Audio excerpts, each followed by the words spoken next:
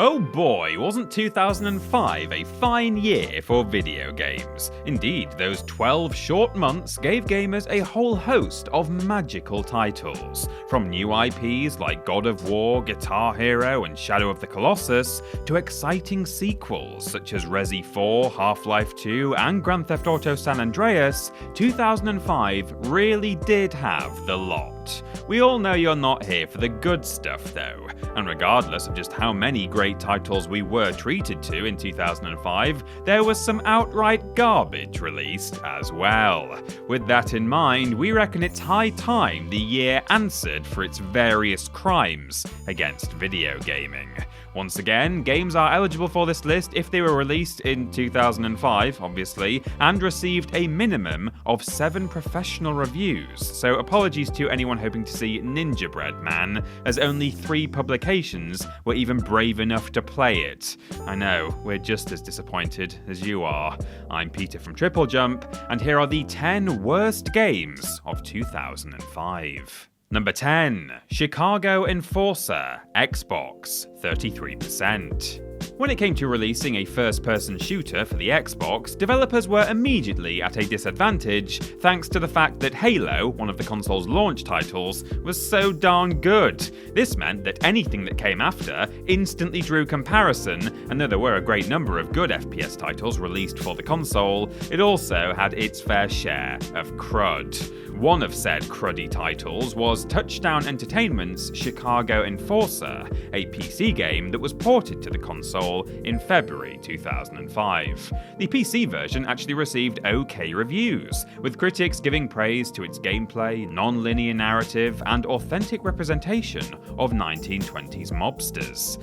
Something went horribly wrong with the port, however, as Xbox players were less than pleased with the game that they ended up with. Among the complaints were the hideously unbalanced enemies, which were either over or underpowered depending on whereabouts in the game you were, as well as the cripplingly long load times. It's frustrating enough having to wait a long time for a good game to load, but when you end up waiting for something that turns out to be a load of unbalanced plops, well, that really does take the biscuit.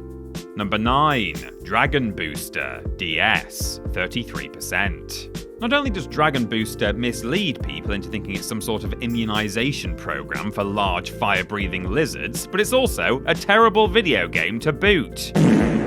Based on the children's show of the same name, Dragon Booster sees players racing dragons while simultaneously fighting their opponents. The premise itself is cool enough, but the execution was way off. The main issue with Dragon Booster was the control system, which tried to use both the buttons and touchscreen of the DS. The actual maneuvering of the dragon was done with the D-pad, with special weapon attacks assigned to A, B, X, and Y. Simple enough. Trying to do all of that and use the touchscreen to do other stuff, however, was a complete nightmare. Aside from the clunky controls, the gameplay was lackluster, and though developer Konami tried to spice things up with some mini-games which had players just shooting coloured targets, these ended up being even less fun than the main objective. Brilliant. The galling thing is that there were clearly some good ideas behind Dragon Booster, and it's just a shame that Konami felt the need to rush it out in time for the holidays, rather than putting in just a little more love and care. Number 8. Land of the Dead, Road to Fiddler's Green, Xbox, 32%. We aren't exactly sure what possessed the good people down at Brainbox Games to subtitle their Land of the Dead game how they did, because rather than invoking feelings of terror, it instead makes us think of a country lane that leads to a picturesque village famed for its annual jam festival. For Land of the Dead Road to Fiddler's Green, however, its name is the least of its worries, as it was a mess of a game. Set prior to the events of Land of the Dead the movie, Road to Fiddler's Green tells the story of a farmer farmer caught in the middle of a zombie outbreak who must find his way to the big city in order to find help. Despite being inspired by zombie mastermind George A. Romero, Road to Fiddler's Green was a complete flop. Not only did it fail to inspire any sort of fear in the audience, but it was plagued with bugs and glitches. If you could see past those, there still wasn't an awful lot of fun on offer, as the graphics were horrible, the combat was unpredictable, and somehow the developers managed to make the zombies stupider than they should have been, which is really saying something when you consider that they're just shambling, mindless monsters to begin with.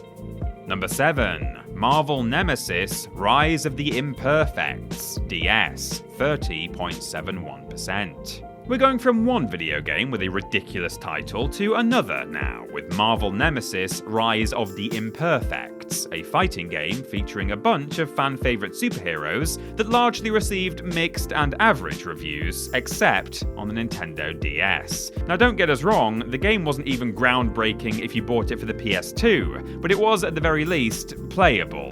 Sadly though, the DS port was very poorly handled, and players ended up with a title that one reviewer described as being one of the worst Nintendo DS games released yet. Oh, ouch. This criticism was not unfounded, as the combat had been so diluted that it effectively came down to simply mashing the same button over and over again to attack. The fighting mechanics themselves also came under fire, as the collision detection was completely off, and the story didn't fare any better, as it had been almost entirely stripped back for the port. There were some compliments paid to the game's graphics, and it did run with a fairly nice frame rate. However, that was about the most praise anyone could come up with. I suppose Rise of the Imperfects is quite an apt title, really. Oh, you saw that coming right from the start of the entry, didn't you? Number 6. Crime Life Gang Wars, Xbox, 30%. We'll say one thing about Crime Life Gang Wars. There certainly are a lot of felonies on display, though they're more crimes against fans of gaming than they are the things the police would be interested in. I'm a clown. There are still victims though, namely anyone unfortunate enough to have spent their hard-earned cash on this utter stinker. The story of Crime Life Gang Wars follows Trey, a resident of generic video game city's most impoverished district, as he follows his dream of joining the Outlaws, a local gang, in order to prove himself to the boss, Big Dog. Jesus, was this written by a robot after playing loads of GTA clones? In order to prove himself to the boss, Big Dog, Trey must go around killing on command until such a time that he earns the trust of the group. Unsurprisingly, Crime Life Gang Wars was panned for its poor writing, graphics that look like they've been lifted from the previous generation, and its repetitive gameplay, which basically just boiled down to go to this place, fight this dude, rinse, repeat. The game did come with a fairly decent soundtrack though, and considering it retailed at bargain bin prices right off the bat, you could probably fool yourself into thinking you just bought a weirdly interactive hip-hop album. You know, anything to help you sleep at night, I suppose. Number 5. Conspiracy Weapons of Mass Destruction, PS2, 28.5%. Based on the level of creativity on display in 2005, we can only assume that all of the good writers decided to go on strike or something. Either that, or they all suffered some sort of simultaneous breakdown, because these are the only excuses we're able to come up with to explain the bland plots of some of the games on this list.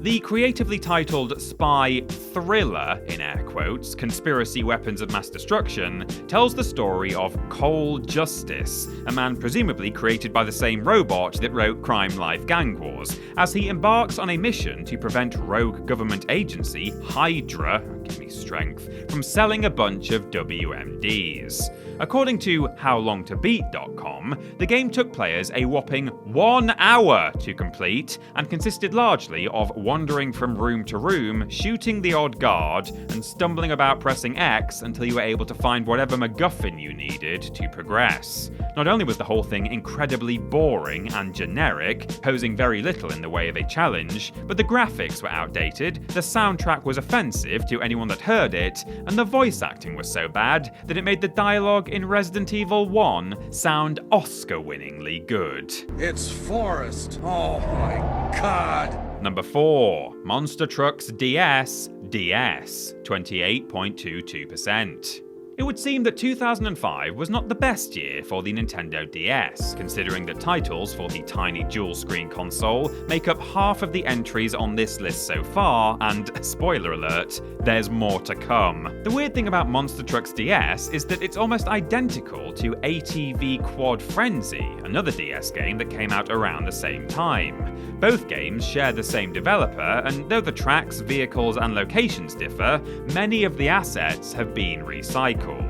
The two were so similar, in fact, that when it came to reviewing Monster Truck DS, IGN just copy and pasted the review for ATV Quad Frenzy and just changed the name of the game where necessary. Now, it's not the worst business strategy we've ever heard, as the developer was effectively able to produce two games for the price of one, but the issue was that ATV Quad Frenzy wasn't very good to start with, and so Monster Trucks DS just ended up being another total mess. Not only did it look awful, but it was a nightmare to play as well, with trucks that handled horribly and a user interface presumably designed by the devil. To any teachers out there looking for a good example as to why copying from others gets you nowhere, well, you're welcome.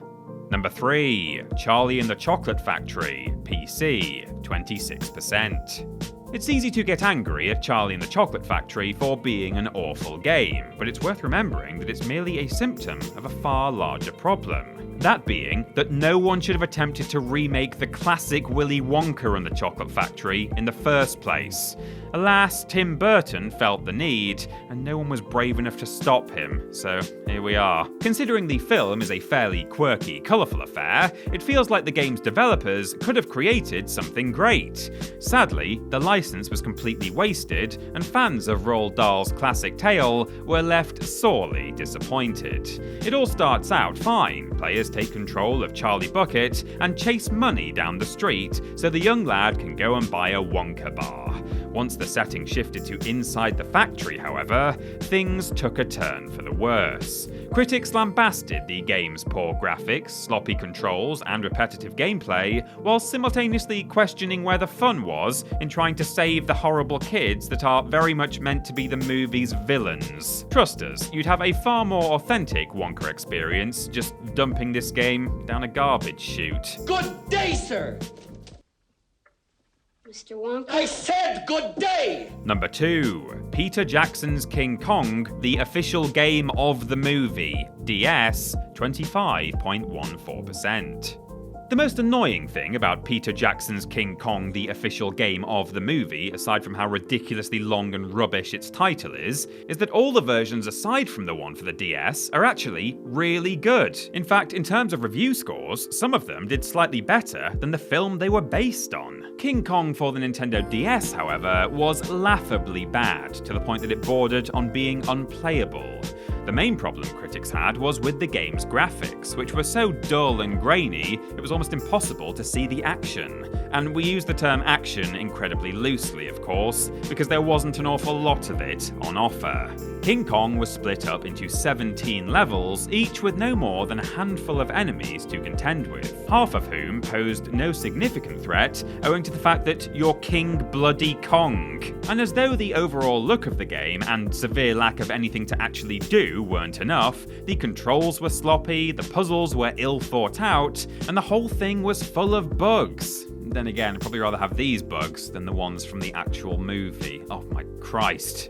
And number 1, Lula 3D PC, 24.6%. When a game's box art boasts bouncing boobs technology, you know it's going to be a rough time for everyone involved. This entry is similarly going to be a rough time. Released in Europe in June 2005 before being horribly translated into English in 2006, Lula 3D follows the titular adult actress as she attempts to rescue her kidnapped co-stars so that they can get back to producing their next movie. Even those who went in with the lowest expectations still didn't foresee just how bad Lula 3D was, however. Though the control system was straightforward enough, i.e. use mouse to look around and keyboard to move, trying to do both of these things at once would often result in the game crashing. Aside from the bad controls though, but the pace of the game was dreadfully slow, and despite actual human lives being at stake, Lula just ambles around like she's on a pleasant Sunday afternoon stroll. Players didn't have much praise for the puzzles either, which ended up being either insultingly simple or ridiculously obscure. The back of the game's box advises players that it might cause choking, sweating, and rapid heartbeat. And we'd like to assure everyone that this is indeed the case, though this is less to do with the game's adult content and more to do with how rage-inducingly bad Lula 3D really is.